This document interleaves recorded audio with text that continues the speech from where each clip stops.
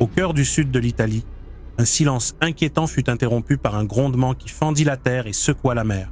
Le sol trembla, les maisons s'ébranlèrent et les scientifiques du monde entier retinrent leur souffle.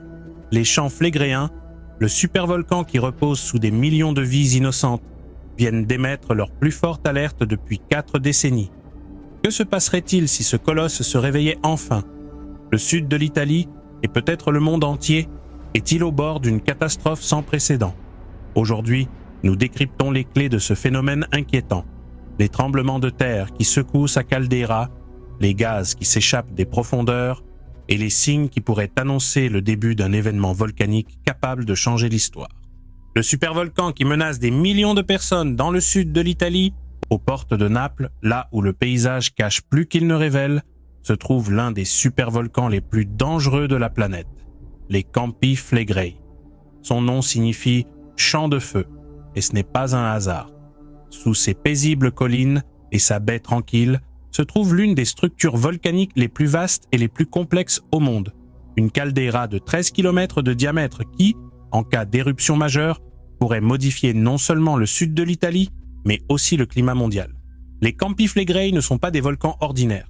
C'est un supervolcan, une catégorie réservée à ceux capables de libérer au moins 1000 km3 de matière en une seule éruption.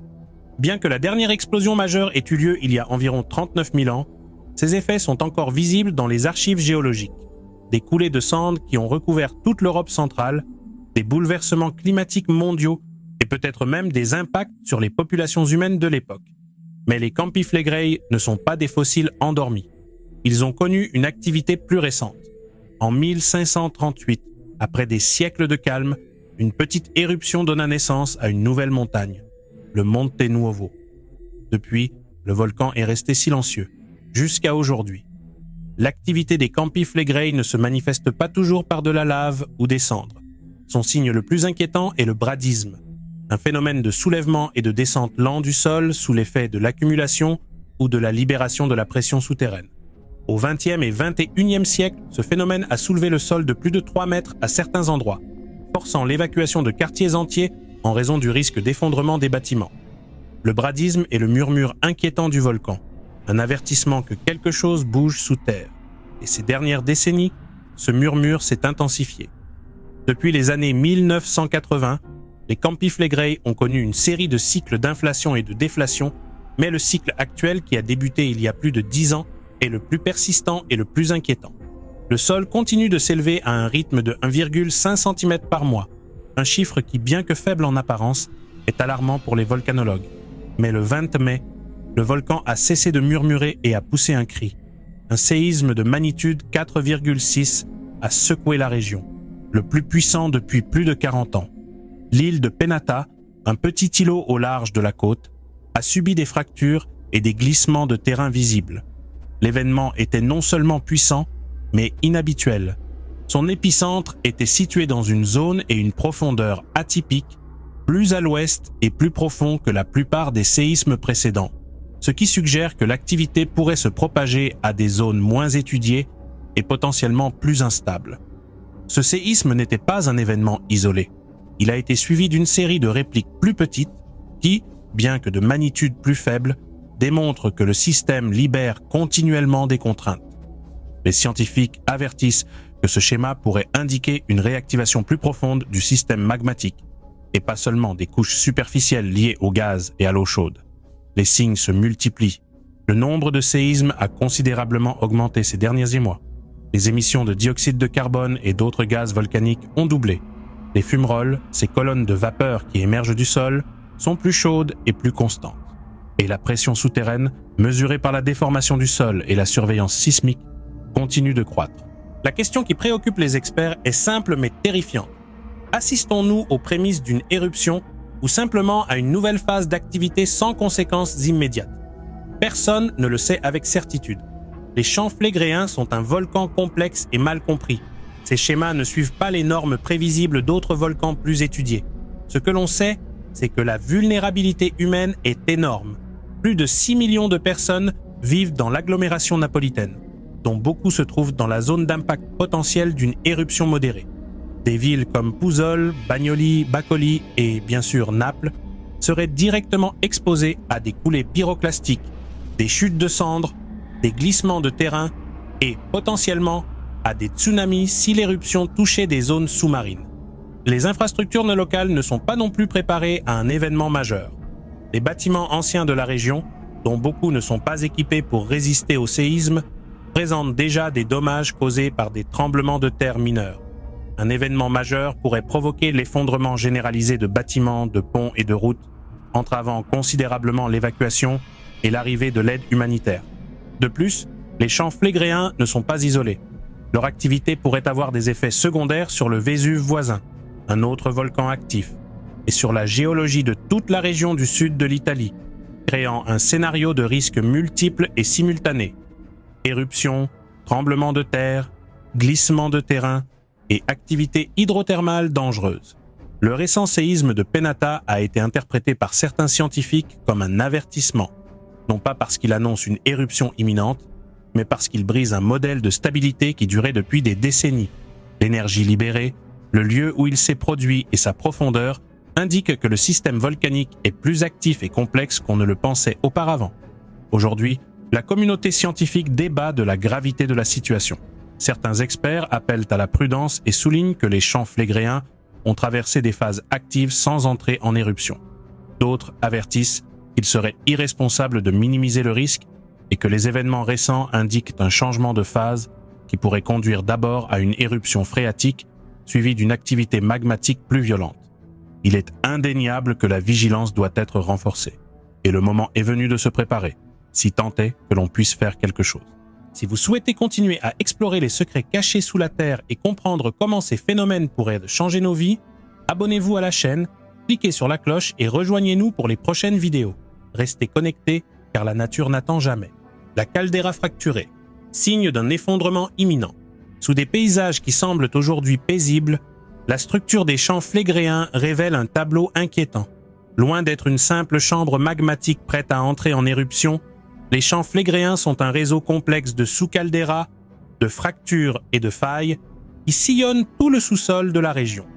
Telle une toile d'araignée géologique, ces fissures permettent au gaz, à la vapeur et au magma de se déplacer selon des trajectoires imprévisibles, augmentant le risque d'événements que les scientifiques ne peuvent anticiper avec précision. Le cœur du supervolcan est divisé en plusieurs chambres magmatiques et poches de profondeur variable. Certaines de ces poches ne contiennent pas de magma liquide, mais plutôt des mélanges de gaz surchauffés et de roches partiellement fondues. Cette structure fragmentée rend toute prédiction difficile. Il ne s'agit pas d'un foyer éruptif unique, mais de multiples zones de faiblesse capables de libérer de l'énergie de différentes manières. Pendant des décennies, la plupart des séismes dans les champs flégréens se sont concentrés dans des zones bien connues, comme la région entre Pouzzoles et Bagnoli, où l'hydrothermalisme de surface alimente les fumerolles et les émissions de gaz. C'est là que le plus fort soulèvement du sol a été enregistré historiquement et que la surveillance est la plus intense. Mais le récent séisme de Penata a rompu ces schémas. Son épicentre se trouvait dans le secteur ouest de la caldeira, près de la mer et à une profondeur inhabituelle. Cette région avait montré une activité sismique et un soulèvement du sol moindre que les zones centrales et orientales. Jusqu'à présent, les modèles suggéraient qu'il s'agissait d'un secteur plus stable. Mais le terrain a prouvé le contraire. La survenue d'un séisme d'une telle intensité à cet endroit suggère que d'autres failles et zones de faiblesse deviennent actives. C'est comme si le système volcanique étendait son activité à des zones qui semblaient auparavant inactives. Cela pourrait signifier que la pression souterraine atteint des niveaux critiques non seulement au centre de la caldeira, mais dans l'ensemble du système. L'une des plus grandes craintes des volcanologues n'est pas seulement une importante éruption magmatique, mais quelque chose de plus soudain et difficile à détecter, une éruption phréatique. Ce type d'événement se produit lorsque les eaux souterraines entrent en contact avec des roches extrêmement chaudes. L'eau se vaporise instantanément, créant une explosion de vapeur capable de détruire de vastes zones sans avertissement. Historiquement, les éruptions phréatiques ont été les précurseurs d'éruptions volcaniques majeures. Le Monte Nuovo, apparu en 1538, a commencé par des explosions phréatiques qui ont ouvert des fissures et permis au magma de remonter à la surface. Si les champs flégréens suivent le même schéma, nous pourrions d'abord observer des explosions de vapeur, suivies quelques jours ou semaines plus tard par une éruption beaucoup plus dangereuse. Mais le plus inquiétant est que pendant des décennies, ces avertissements ont été minimisés. Pendant des années, les autorités et certains milieux scientifiques ont assuré que les champs flégréens étaient sous contrôle, que leur activité s'inscrivait dans un cycle naturel de Bradykis et qu'il n'y avait aucune raison de s'alarmer. Cependant, les événements récents ont montré que cet excès de confiance aurait pu être une grave erreur. La communication officielle n'a pas réussi à transmettre la véritable incertitude du système. Au lieu de reconnaître le caractère imprévisible du comportement des champs flégréens, de nombreux rapports publics ont tenté de rassurer la population par des déclarations ambiguës, évitant d'évoquer des scénarios catastrophes de peur de semer la panique ou de nuire à l'économie locale. Or, en réalité, le manque d'informations précises ne fait qu'accroître le risque, car il empêche une préparation adéquate. Aujourd'hui, les experts envisagent plusieurs scénarios possibles. Dans le scénario le plus modéré, nous pourrions assister à une série de séismes modérés et d'émissions de gaz qui, espérons-le, diminueraient à l'avenir sans provoquer d'éruption. Mais dans le pire des cas, nous pourrions être confrontés à une éruption phréatique suivie d'une remontée magmatique, susceptible d'ouvrir de nouveaux cratères, tant terrestres que sous-marins. Une éruption sous-marine dans le golfe de Pouzol projetterait non seulement des cendres et des gaz dans l'air, mais pourrait également déclencher un tsunami qui frapperait la côte de Naples en quelques minutes. Les vagues pourraient anéantir des quartiers entiers, en particulier dans les zones basses comme Bagnoli et Fuorigrotta, où vivent des dizaines de milliers de personnes. Il existe également un risque que les failles qui sillonnent la caldeira déclenchent des séismes d'une magnitude supérieure à ceux observés jusqu'à présent.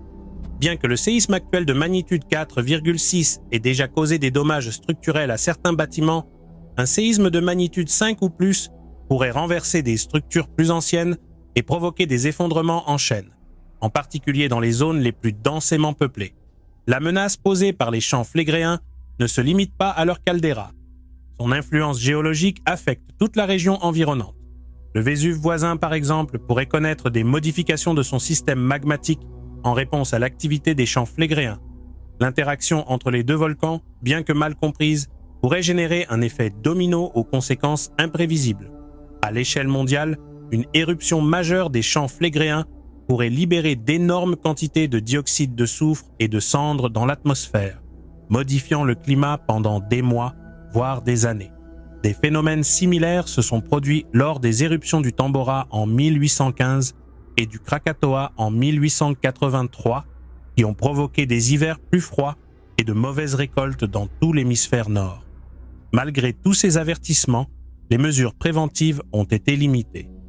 Malgré l'existence de plans d'évacuation, d'exercices et d'une surveillance constante, la réalité est que des millions de personnes vivent aujourd'hui sur une poudrière géologique, sans préparation suffisante à une catastrophe soudaine.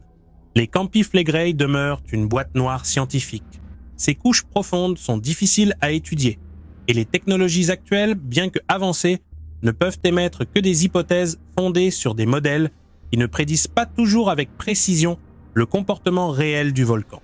La population locale, qui vit depuis des générations au sommet de ce monstre endormi, est tiraillée entre peur et résignation. Certains se souviennent des périodes d'activité sismique des décennies passées comme de crises temporaires qui n'ont jamais dégénéré. Mais d'autres, notamment des scientifiques chevronnés, avertissent que le cycle actuel présente des différences fondamentales. Une durée plus longue, une accumulation d'énergie plus importante et une activité sismique dans des endroits inhabituels. Le sous-sol des Campi Flegrei est en pleine mutation.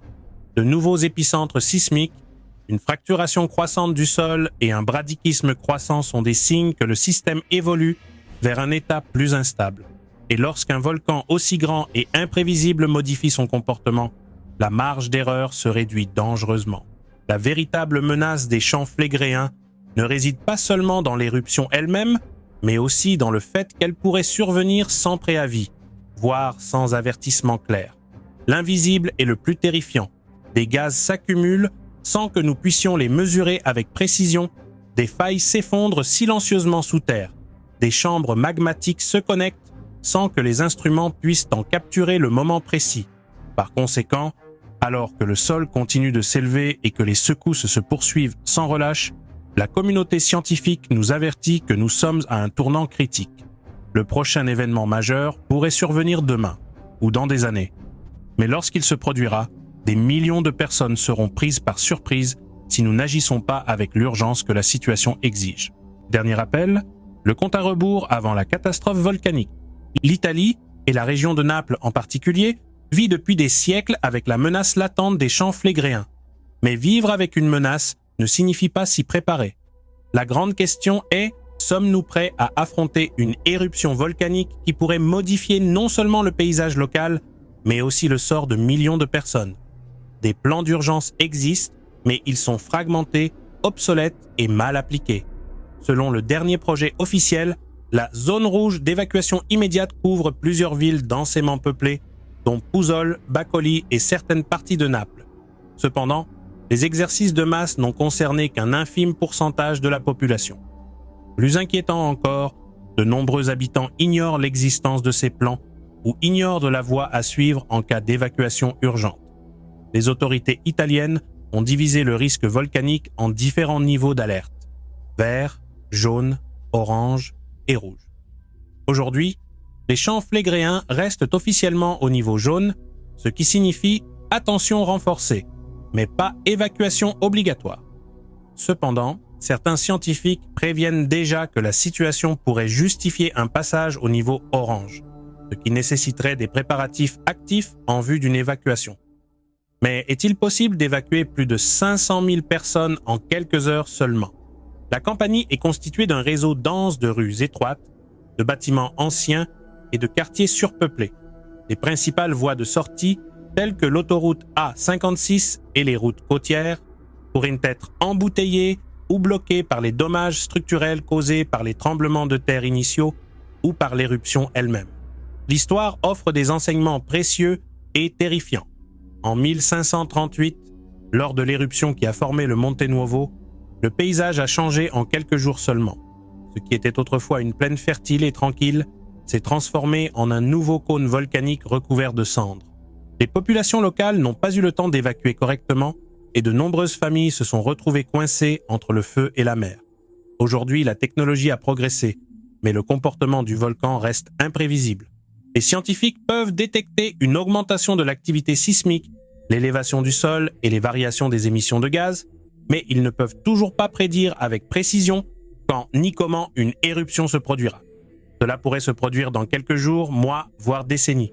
Mais chaque nouveau tremblement de terre, chaque nouvelle augmentation de la pression souterraine nous rapproche un peu plus de la catastrophe. Que faudrait-il aujourd'hui pour sauver des millions de vies? La réponse est simple en théorie, mais difficile en pratique. Préparation, sensibilisation et détermination politique. Des exercices massifs impliquant tous les habitants de la zone rouge sont nécessaires. Les structures pour les plus vulnérables doivent être renforcées pour résister aux tremblements de terre avant une éruption. Et surtout, une communication claire, honnête et continue avec la population est nécessaire. Le problème est que l'économie joue également un rôle. Naples et sa baie sont des destinations touristiques internationales. Reconnaître publiquement le risque imminent pourrait dissuader le tourisme et entraîner des pertes se chiffrant en millions. De nombreux dirigeants locaux craignent l'impact économique d'un relèvement du niveau d'alerte, créant une dangereuse paralysie face à une menace constante. Mais la nature ne comprend ni les calendriers politiques, ni les bilans économiques. Le supervolcan poursuit sa course, ignorant nos priorités. Ignorer ces signes reviendrait à répéter les erreurs du passé. Nous nous trouvons aujourd'hui à un moment décisif. Les scientifiques se sont exprimés, les mesures géologiques indiquent que le système est en train de changer, et les récents tremblements de terre démontrent que l'énergie accumulée est réelle et croissante. La question n'est plus de savoir si les champs flégréens entreront à nouveau en éruption, mais quand, et si nous serons prêts à affronter ce jour. L'humanité a démontré à maintes reprises sa capacité à s'adapter et à survivre aux catastrophes naturelles, mais elle a aussi payé un lourd tribut en ignorant les avertissements. Sera-ce un nouveau chapitre de notre histoire marqué par l'orgueil et l'insouciance? Ou apprendrons-nous enfin que la nature n'est pas négociable? Si vous avez été choqué par notre découverte d'aujourd'hui, abonnez-vous à la chaîne pour continuer à explorer les secrets cachés sous nos pieds. Partagez cette vidéo avec ceux qui ne sont pas encore conscients de ce risque silencieux et laissez votre avis dans les commentaires. Pensez-vous que nous sommes prêts à affronter une éruption des champs flégréens? À bientôt pour la prochaine vidéo. Et jusque-là, restez vigilants, restez conscients.